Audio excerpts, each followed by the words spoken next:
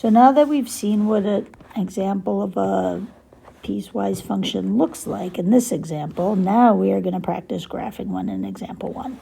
Now notice the difference is that in this case we have a g of x over here instead of a y equals like our example before. Just a reminder that g of x is function notation. So basically we're saying whatever we have in place of the x, we're going to input that for the x in the function.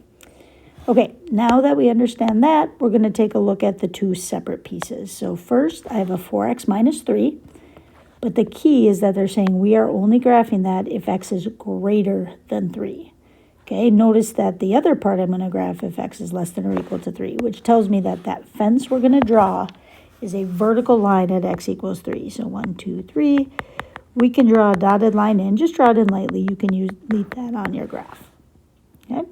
Now, because it's when x is greater than 3, if I look at this table on the right, we set that up for you. 3, 4, 5, and 6 are all starting at 3 and going up. So I'm going to graph that function over there.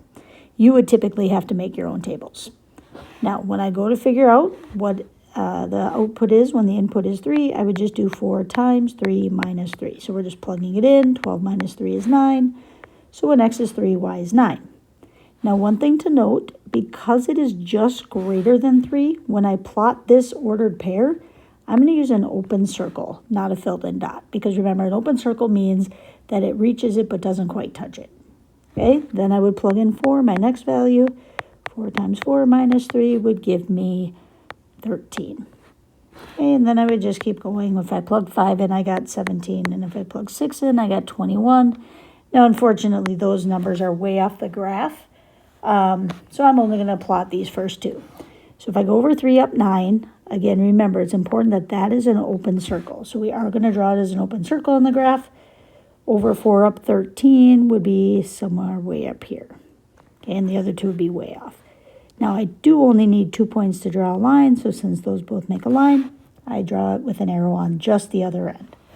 Okay, so that's how I would graph the first part, 4x minus 3 if x is greater than 3.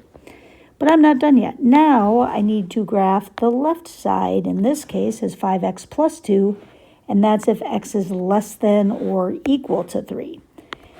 So I'm going to use this table because 0, 1, 2, and 3 are all when x is less than or equal to 3, so there I'm going to use the 5x plus 2 part of the function. Now this time I can plug them all in, so I would do 5 times 0 plus 2, and I would get 2. Okay, so you can fill that in. Again, 5 times 1 plus 2 would be 7, so on and so forth. I get 12 and 17.